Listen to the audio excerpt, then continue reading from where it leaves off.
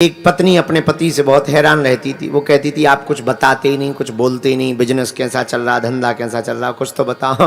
तो पति बोला रहने दो, सब ठीक है, अच्छा तुम तो काम धाम देखो, भोजन भजन करो, आनंद से घूमो फिरो, बस प्रेम से रहो। पत्नी बोली वाह, हम तुम्हारी पत्नी है, अर्धांगिनी है, कुछ तो पता चलना चाहिए, टेंशन में रहते। अब पति ने सोचा कि तुम पे इतना हमें भरोसा नहीं है, तुम प्रचार कर देती हो और हमारा काम धंधा थोड़ा सा अलग टाइप का है। पत्नी बोली आप हम पे भरोसा तो करो, हम नहीं बताएंगे किसी को। एक दिन पति ने ट्राई किया, झूठ मूठ का, बेचारा ऐसा मुंह लटका के बैठ गया। पत्नी बोली क्या बात है? बोले क्या बताएं? अरे नहीं बताओ क्या बात है। पति बोला क्या बताएं, आज हम झाड़े जंगल गए, समझ जाओ पेट साफ करने। बोले आज हम झाड़े जंगल गए तो कौवा का पंख निकला पेट से। पत्नी बोली अरे राम राम राम। पर पति बोला सुनो, बताना नहीं किसी को। पत्नी बोली हम क्यों बताएंगे? पर महाराज बुरा ना मानना, एक बात बताओ, कौवा का पंख पेट में कहां से आया? पति बोला हमें ये पता नहीं। अच्छा, पति तो चला गया काम धंधे में। अब पत्नी बेचारी टेंशन में, कहीं कौवे ने अंडे तो नहीं रख लिए, घोंसला तो नहीं बन गया। अब इतने में पड़ोसन आई, क्या बात है दीदी आज मुंह लटका है? नहीं कोई बात नहीं। अरे दीदी क्या बात, हमें बताओ, हम तुम्हारी सहेली हैं, हम थोड़ी किसी को बताएंगे। अरे नहीं वो बताने में, अरे तुम्हें हमारी कसम है दीदी। अच्छा चलो तुम किसी को बताना नहीं। बोले क्या? बोले क्या बताएं, आज पप्पू के पापा को कौवा का पंखा निकला। अब पड़ोसन ने अपनी सहेली को बताया। उसने कहा अरे तूने सुना? बोले क्या? वो नहीं है पप्पू के पापा? बोले हाँ, उसके पेट से कौवा निकला। उसने तो पंखा बताया था, इसने कौवा बना दिया। अब उसकी सहेली ने अपनी सहेली से बताया, अरे तुमने सुना क्या? वो नहीं रहते पप्पू के पापा? बोले हाँ, उनकी पेट से तो रोज सुबह झाड़े जंगल में कौवा निकलते हैं। उसने अपनी सहेली से, अरे क्या बताएं, तुमने सुना क्या? वो नहीं रहते दुकानदार पप्पू के पापा? बोले हाँ, उनके पेट से रोज कौवा ही कौवा निकलते हैं। पूरे गांव में हल्ला हो गया। अब तो गांव वाले रोज देखें मकान पे, अच्छा पहले कौवा होते ही बहुत थे, और मकान पे कौवा बैठा देखे हैं, आज निकला। एक दिन वो बेचारा लोटा लेके गया जंगल, झाड़े जंगल, पेट साफ होना, गांव वाले पीछे पीछे के चलो देखें कैसे निकलते हैं। हाँ, अब इसने कहा बड़ी आफत। तो गांव वाले छिप गए। अब ये बैठा, जैसे ही बैठा, किस्मत की बात, जिस पेड़ के नीचे बैठा था उस पर कौवा बैठी थी। गांव वाली बोली देख देख देख देख देख, पीला पीला है। अरे एक बोला नहीं गीला है, लगता है अभी अभी निकला। अब वो बेचारा लोटा वोटा करके बाहर आया। गांव वाले हाथ जोड़ के खड़े हुए, कहा भैया कब से निकल रहे? ये बोला क्या? अरे बोले नहीं, ये हमें समस्या समझ में नहीं आई। तुम आदमी हो और भैया ये पेट में चोंच नहीं मारती? तो अब इसके दिमाग खराब, इसे पता ही नहीं था। तो बोले क्या? अरे अब समझदार हो तुम। अब क्या तो ठीक है, एक दिन में कितने कौवा निकल आते हैं? अब इसका दिमाग खराब। बोले कौवा निकल आते हैं? किसके निकल आते हैं? अरे बोले तुम्हारे, ये देखो पीला छपा हुआ है। इसने कहा कौवा कहां निकले? और गांव वालों ने पूरी बात बताई। तब इसे ध्यान आया कि देवी जी को जो वो कौवा का पंख बताया था, उसी के कौवा बन गए जी।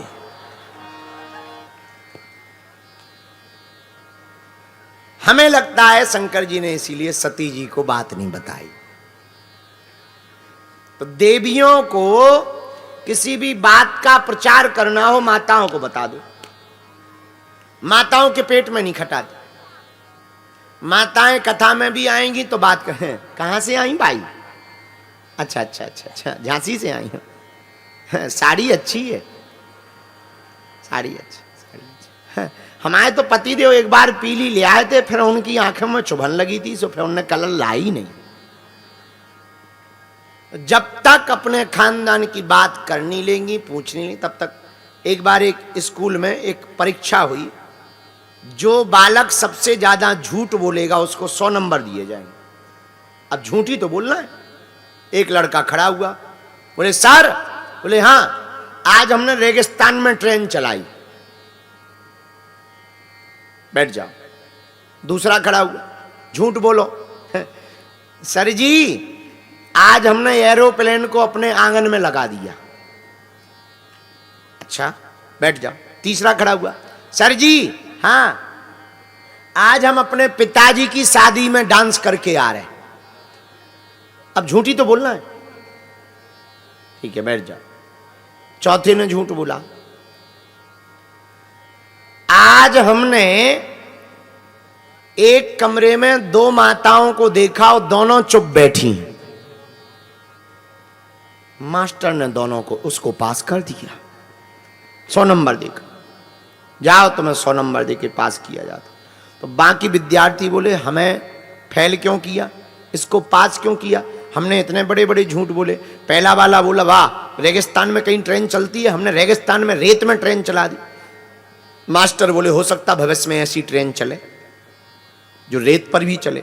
दूसरा बोला, हमारा झूठ तो खतरनाक था, आंगन में एरोप्लेन लगा दी। बोले, हो सकता भविष्य में ऐसी प्लेन आवे छोटी जो आंगन में लगाई जा सके। तीसरा बोला, हमारा झूठ तो बढ़िया था, पिता की शादी में डांस करके आए हैं। तो मास्टर बोले, हो सकता पिताजी तुम्हारे दूसरी शादी करें तो तुम्हें मौका मिल जाए डांस करने। ये तीनों तो संभव हैं, पर जिस चौथे को पास किया, ये असंभव है कि एक बंद कमरे में 2 माताजी बैठी हो, दोनों चुप हो। ऐसा मुश्किल है, इसीलिए उसे पास किया। तो हम आप लोगों के विरोध में नहीं है। भगवान शंकर से हमें याद आया, माता सती को कोई विषय नहीं बताया। दक्ष के साथ जो भी हुआ, कुछ दिनों बाद राजा दक्ष ने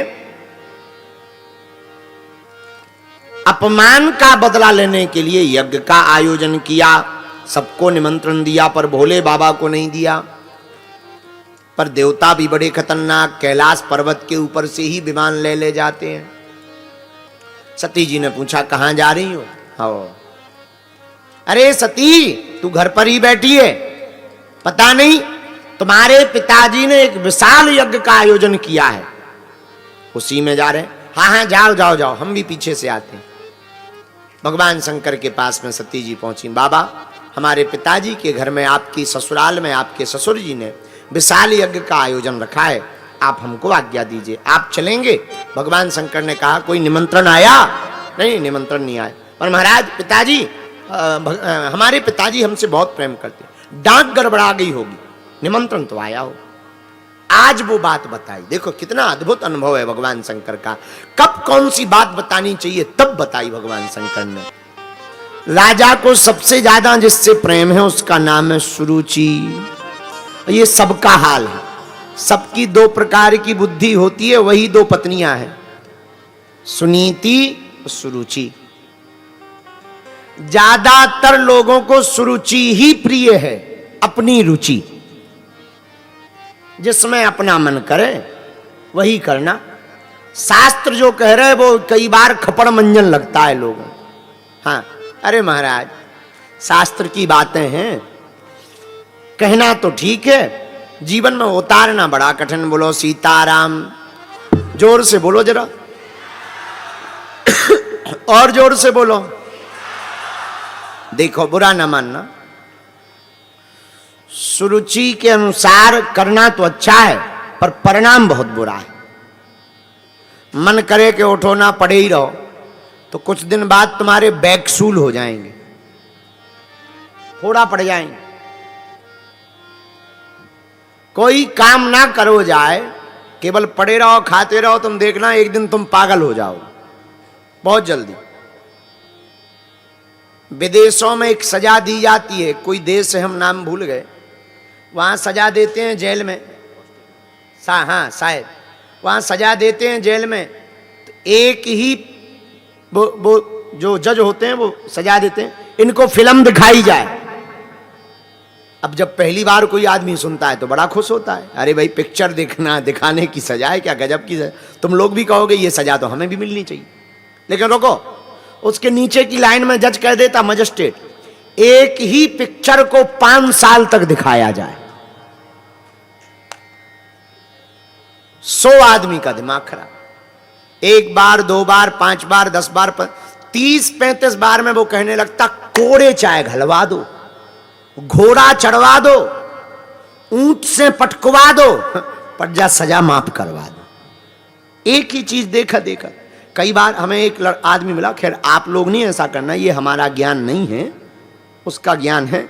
एक आदमी हमें मिला, उनका क्यों तुम त्रियाचरित्र क्यों करते हो? बोले एक को देख देख के मन भर गया। उनका ठटरी के बरे नक कटा, शर्म नहीं आती तुझे अपने मन से? ये अपराध है, महापाप है, नरक जाओगे नरक। तो सुरुचि सबको प्रिय,